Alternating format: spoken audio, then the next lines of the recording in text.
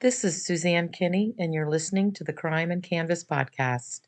In episode 2, we introduced the incredible artworks that came into my mother Mary's possession, pieces I believe are central to the Isabella Stewart Gardner Museum heist. But how did we connect those artworks to the alleged perpetrator, Frederick R. Koch?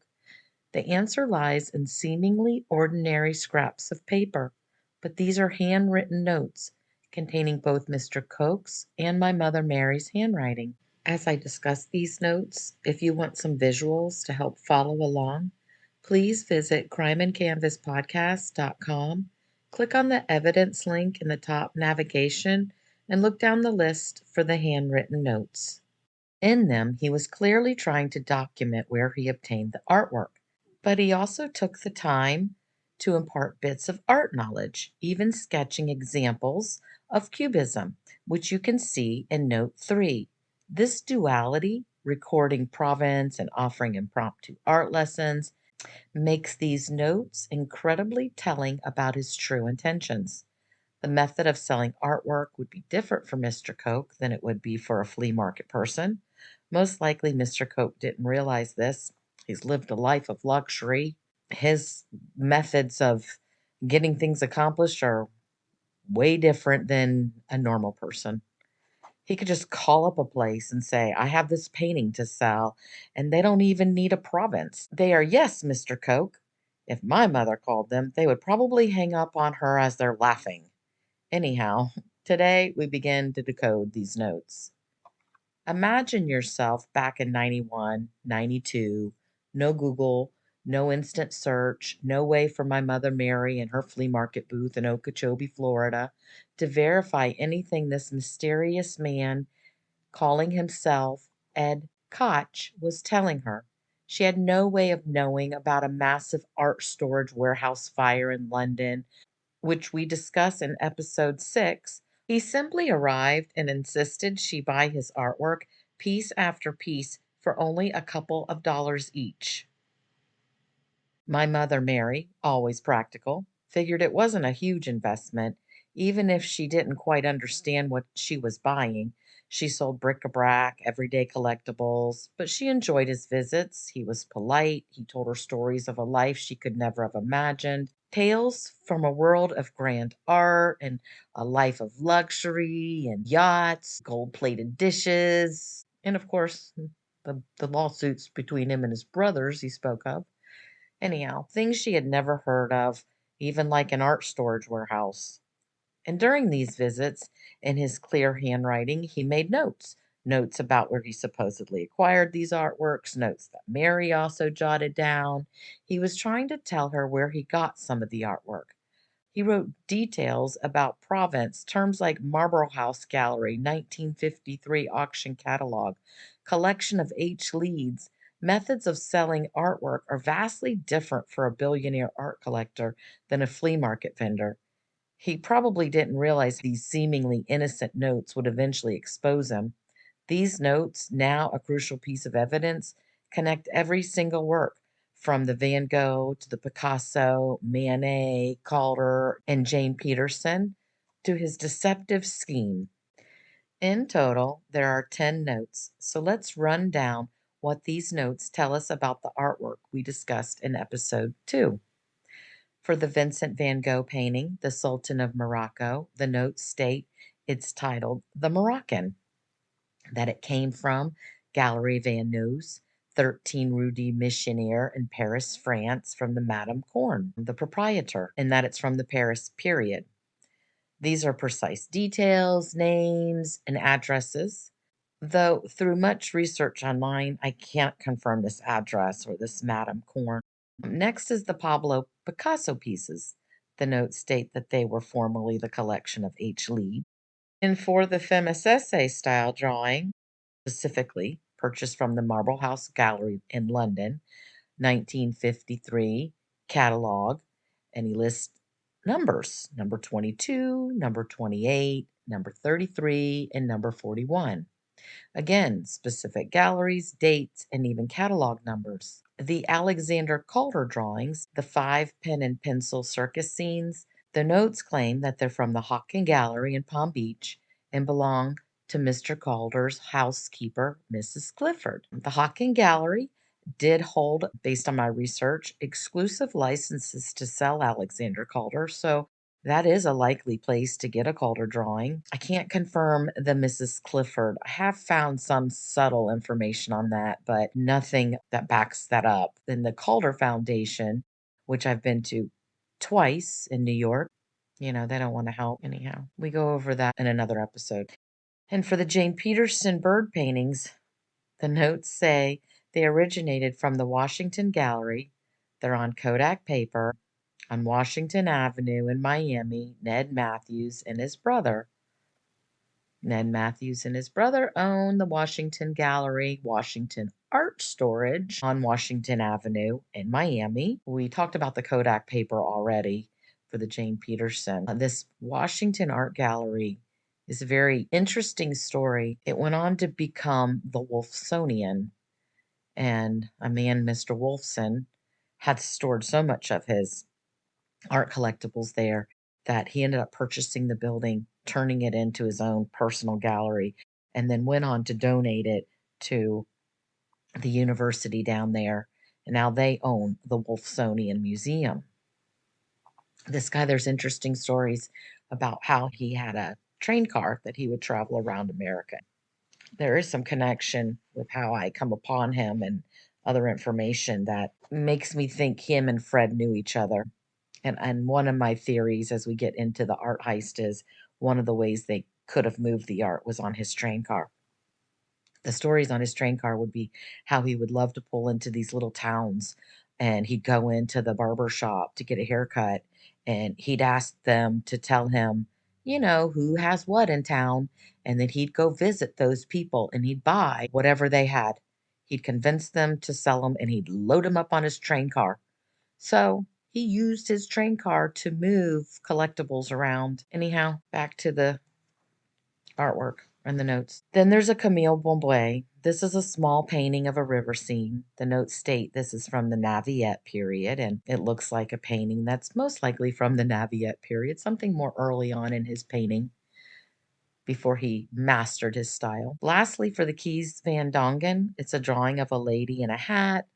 The notes state that the province with the Picassos, that this also came from the Marble House Gallery in London from the 1953 catalog, number 22, number 28, number 33, and number 41.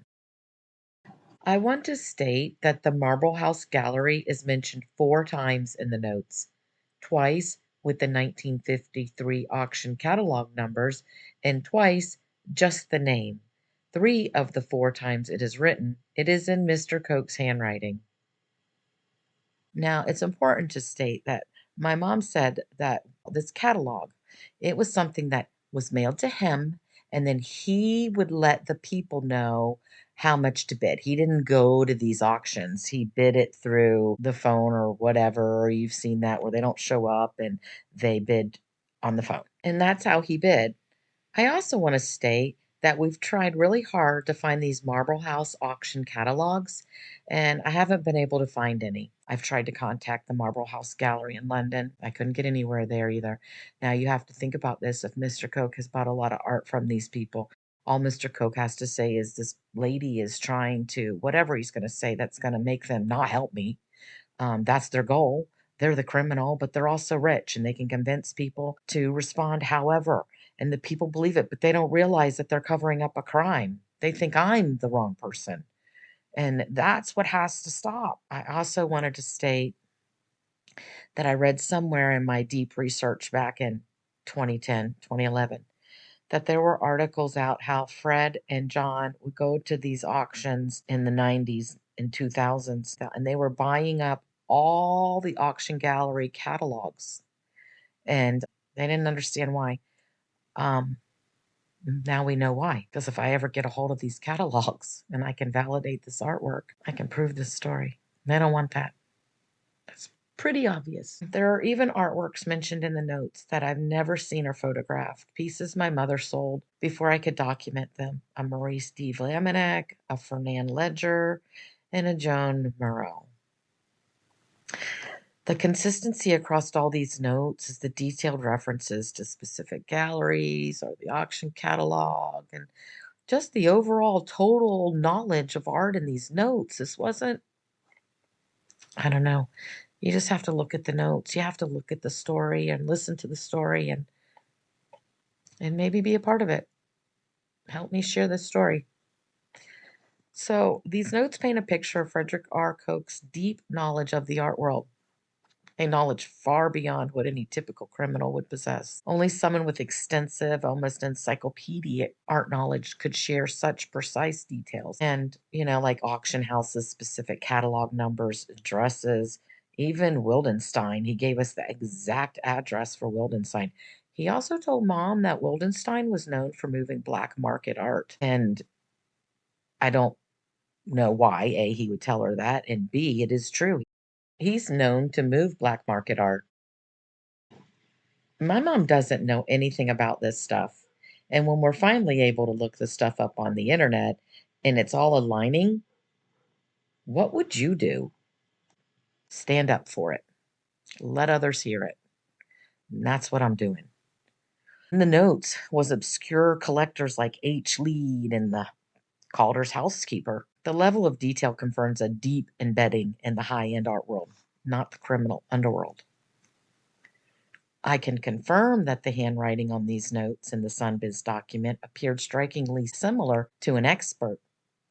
I had paid for forensic expert Eric Specken to perform ink tests on the Alexander Calder drawings. During that meeting, I showed him these very notes in the Sunbiz document. While he was not hired to formally analyze the handwriting, he observed that the handwriting looked very similar, further bolstering that it was Frederick R. Koch visiting with my mother, validating that these Sunbiz documents, which are very important, and they come out in my Miami research. And yeah, just in that episode, we'll talk more about that. Very interesting information there. My journey to understand these notes, to piece together these connections, spans over 20 years. It began back in 2002 when I sold the Picasso's and Jane Peterson Pelican paintings on eBay. But the real dedication to unlocking these secrets began around 2010, and I conducted the ink test in 2012. That was on the Calder drawings that hinted at a deeper connection. We discussed this in episode 5. I even pursued research at the Frick Library in New York when I went up to the Calder Foundation, a place Frederick Koch was on the board of directors, which I find out later. Not when I went to New York. I was not aware of even Fred Koch the first time I went to New York. The second time, I had figured out who he was. And yeah, the Kochs were ahead of me. They made sure no one listened to me. In the notes, Mr. Koch tells my mother to write down Picasso Museum in Paris. The notes state there's a book in the Frick Library in New York. And that's why I went to that Frick Library looking for that book. That was in the 2002 when I went to New York. The second time I went to New York was 2011, 2012. We talk about that in another episode. In these notes, Mr. Koch also directly instructed my mother to contact specific museums that dealt with the artwork he was selling her. He rattled off their addresses from memory: the Colorado State Museum in Denver, the Metropolitan Museum of Art in New York for Van Gogh, the Museum of Modern Art in New York for Picasso. He even told her to write to the Picasso Museum in Paris. The Blue Note, which is the note on Guy Wildenstein, it states photo and dimension, and it even states the word provenance. And it says that the Wildenstein Institute is at 57 Rue de la Bouddie, 75008, Paris, France. He effortlessly provided this from memory, and it was his correct address when I looked it up in 2010. He even boasted that his name is in bronze on the door of the Department of Indian Artifacts at the Denver Museum. Again, this is in the notes. When I called the Denver Museum, they wouldn't provide any help, stating that the department was under construction and the door was gone. This wasn't some petty criminal's knowledge. This was a man deeply embedded in the art world with connections to prestigious institutions who was simply telling my mother where his artwork had been or his knowledge of the art world. But this connection to Native American affairs runs even deeper and further back in the Koch family. William Koch, Frederick's own brother. Now remember, William and Frederick stay buddy buddies. It's Charles and David that they're against. But anyhow, William Koch, Frederick's own brother, remarkably named his famous America's Cup winning yacht after an American tribe. This gesture takes on a chilling new meaning when you consider that William himself filed a landmark lawsuit in 1989. Fred shows up in my mother's life in 91. Talks about his name being on the Indian in Denver on the door at the museum. And this lawsuit against his brother Charles and David Koch and the Koch industries explicitly claiming that they had stolen oil from Native American tribes. The significance of the 1989 date is profound. It falls before Frederick's visits with my mother and his mention of Indian artifacts. This wasn't a minor dispute. In 1999, a jury found Koch Industries guilty of making tens of thousands of false claims, resulting in millions of dollars in underpaid royalties to the government and tribes. The company eventually settled for $25 million with the US government in May of 2001. William Koch, for his role in bringing the suit under the False Claims Act, received $7.37 million of that settlement. Now, another thing I want to quickly note, in the 1980s, William and Fred sued David and Charles for their inheritance. The brothers had to pay out $1 billion then. Fred and William won. And Fred was paid out 400 and something million dollars. He's never worked, never had to work a day in his life. He never worked at the company. And so there was bad blood between these brothers, which is talked about to my mother. He talks about lawsuits and dislike for a twin brother. Who else could we have here, folks? But this exact information all aligning with the stories he told my mother. The court case exposed practices where Koch Industries allegedly engaged in volume enhancement and fraudulent reporting to cheat producers, including Native American lands. So while Frederick might have boasted of his name in bronze at a museum department dedicated to Indian artifacts, his own brother was exposing the family's alleged theft from the Native American communities. It paints a complex, deeply unsettling picture of this family's history with wealth and cultural artifacts. The notes became the linchpin of my investigation. They provided the first concrete roadmap revealing Koch's true identity and the source of his artwork. You can see the actual handwritten notes that changed everything for me on crimeandcanvaspodcast.com under the evidence link in the top navigation.